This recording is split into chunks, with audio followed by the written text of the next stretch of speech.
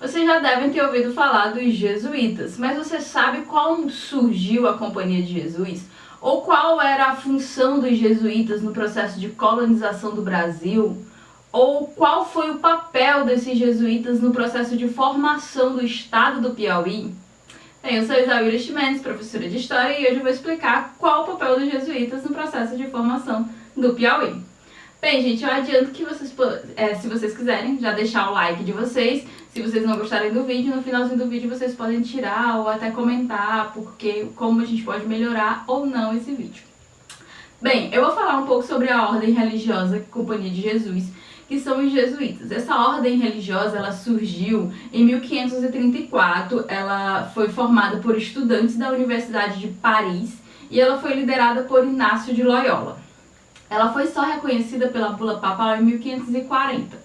E essa ordem religiosa, ela teve um papel muito importante no processo de contra-reforma, que foi a reforma religiosa dentro da Igreja Católica. Então eles tiveram um papel muito importante nessa contra-reforma. E também em 1545 foi feita a Constituição dos Jesuítas, feita pelo Inácio de Loyola. Essa Constituição é onde restringia qual o papel, porque todas essas ordenações religiosas elas têm preceitos e funções dentro da Igreja Católica.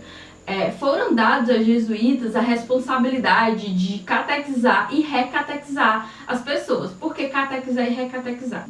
Catequizar para as pessoas que não tinham religiões, como eles achavam que os índios não tinham nenhuma religião, então os índios seriam catequizados, e recatequizar aquelas pessoas que tinham religião, mas não era religião católica, por exemplo, os muçulmanos. A gente vai ter os cristãos novos. Em 1584 a gente vai ter a promulgação do Ratio Studiorum, não sei se é assim que se fala, tá? Escrito aí para vocês lerem. É uma espécie de livro pedagógico, vai ser um plano de organização de estudos que a Companhia de Jesus vai fazer, uma coletânea, onde vai estar lá fundado as experiências, as vivências do Colégio Romano e as observações pedagógicas baseadas na filosofia aristotélica e de São Tomás de Aquino. Isso vai ser uma espécie de guia educacional. Como a gente bem sabe, o jesuíta teve um importante papel não só na catequização, como também na educação aqui no Brasil. Então eu vou falar mais sobre esse aspecto no próximo vídeo, que eu vou falar de educação no Piauí. Bem, mas quando foi que os jesuítas vieram para o Brasil? Eles chegaram no Brasil junto com o primeiro governador-geral, em 9 de março de 1549, e junto com o Tomé de Souza, que vai ser o nosso primeiro governador-geral. Já nesse início, quando ele chega, eles já vão começando 15 dias depois a construir o prédio do Colégio da Bahia. E a gente vai ter a nossa primeira igreja construída também aí pelo século XVII, que é entre 1654 até 1672, que posteriormente ela vai ser reconstruída até virar a Basílica de Salvador, que a gente conhece hoje. A primeira missão que a gente vai ter aqui pelo Piauí, porque o Piauí não tinha esse desenho do mapa que a gente conhece hoje. Na verdade, o Brasil não era nem um pouco parecido com o que a gente conhece hoje. A gente ainda tinha ali o Tratado de Tordesilhas e etc.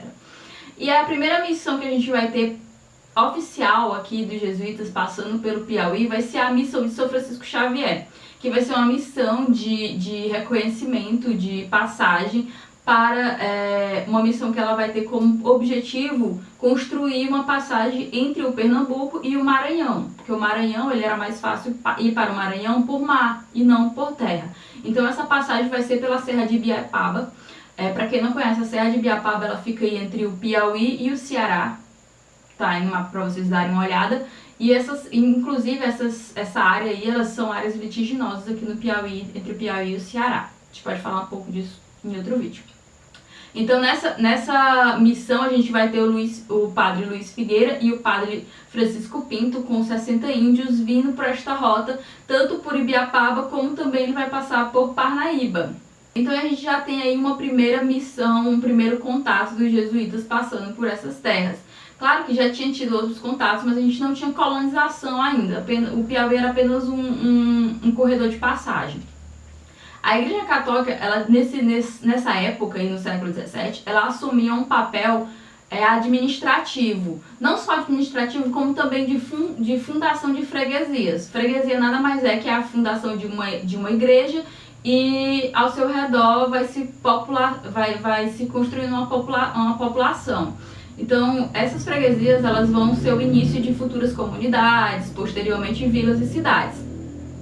Então, isso é um papel da Igreja Católica, não só dos jesuítas. Várias ordenações faziam essa construção, essa administração.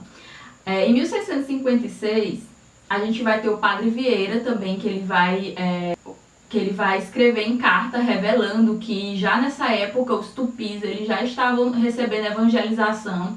Em 1560 a gente vai ter também confirmação de que ele esteve no litoral piauiense.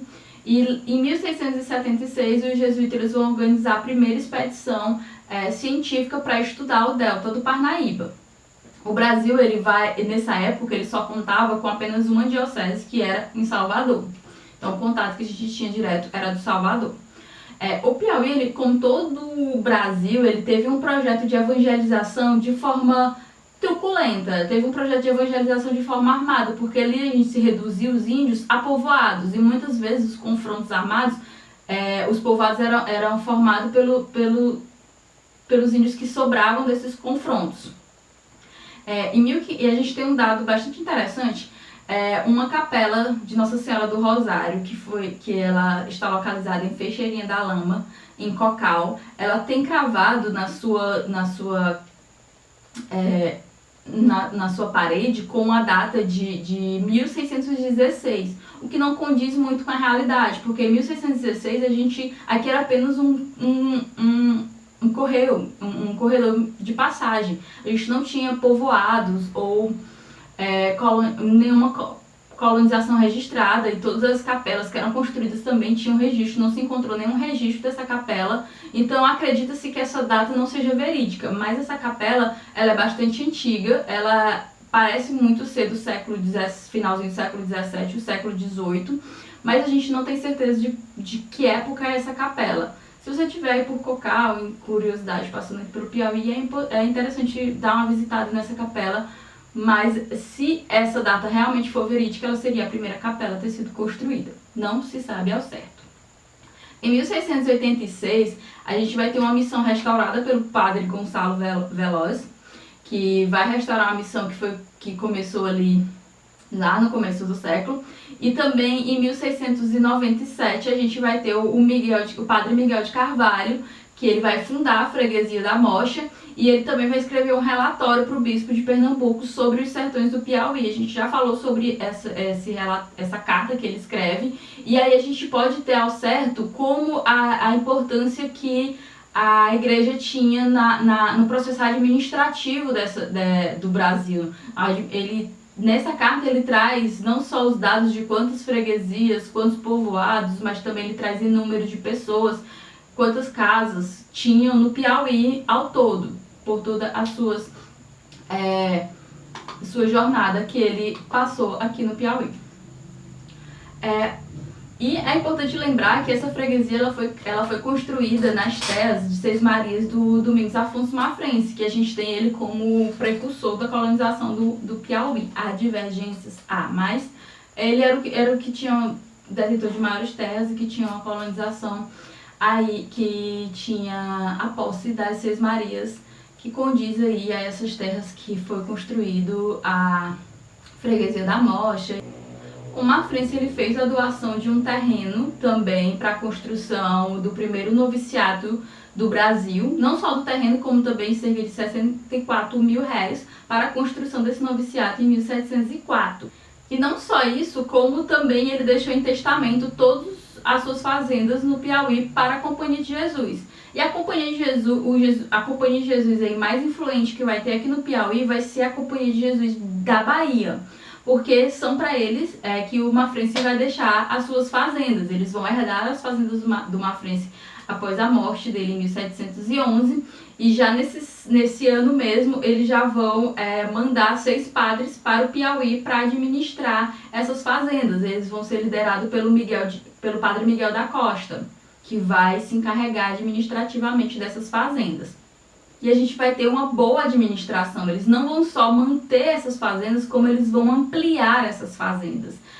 Eles vão comprar mais fazendas, eles vão desenvolver essas fazendas de forma bem eficaz. A gente tem dados de que entre 1739 até 1743, eles vão estar em posse de cerca de 164 a 170 funcionários. Não são funcionários, né? A maioria deles eram escravos e índios escravizados. Mas também tinha os vaqueiros que auxiliavam na administração dessas fazendas. A gente também vai ter aldeamentos não só de jesuítas, como também de franciscanos. Em 1706 até 1730, a gente vai ter o aldeamento dos Aroazes, de 1725, e dos Jaicós, de 1731, feito pelos franciscanos. Já os jesuítas, eles vão aldear os Tremembés, em 1722.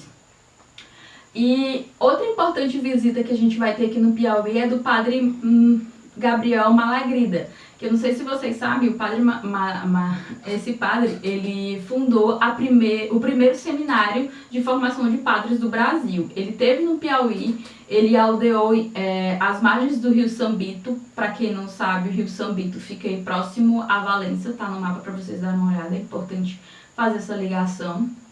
E ele aldeou os índios Aroares. E também ele coordenou o processo de construção de casas e uma igreja em 1728. Em 1759, a gente vai ter a expulsão dos jesuítas, né? Esse processo de expulsão dos jesuítas, eles não vai ser de forma aleatória e também não vai ser apenas por um ou outro motivo. O desentendimento entre os poceiros, entre os comerciantes com os jesuítas, não só no Piauí, como no Brasil como um todo, eles interferiam de forma direta nos interesses iluministas que a coroa estava tentando adquirir. E com o Conde de Oeiras, futuro Marquês de Pombal, essas ideias elas tiveram execução. Então, não só por causa de queixas de apropriações de índios que os jesuítas tinham, essas divergências, quem queria ficar com a mão escrava do índio, mas como também a prática de comércio, que era proibida que os jesuítas praticassem comércio, e eles praticavam o comércio, como também a intervenção em revoltas, como a revolta de Beckman, os Sete Povos da Missão. E o estopim disso foi o atentado contra o rei, que foi colocado culpa nos jesuítas. Em 1759, foi decretado que os jesuítas deveriam ser expulsos de Portugal e das colônias. Aqui no Piauí eles já vão ser expulsos no ano seguinte, após o nosso primeiro governador-geral ter posse, que vai ser o João Pereira Caldas. Ele vai colocar em execução essa expulsão dos jesuítas e eles vão direto para Salvador, e de Salvador eles vão tomar rumo aí para Portugal. A gente só vai ter os jesuítas voltando aqui para o Piauí em 1960. Dom Avelar, ele vai trazer os jesuítas de volta para o Piauí, porque ele vai entregar a direção do colégio arquidiocesano ao padre Carlos Briciani. Eu não sei se é assim que se fala, mas tá aí o nome para vocês terem certeza. Então, gente, essa foi um pequeno resumo de como foi a jornada aí dos jesuítas, mas a gente vai falar mais sobre os jesuítas quando a gente estiver falando sobre educação. Isso foi só uma introdução. Eu espero que vocês tenham gostado. Se vocês gostaram, deixem um like de vocês e comentem aí o que mais vocês querem ver por aqui, se vocês estão gostando dos vídeos.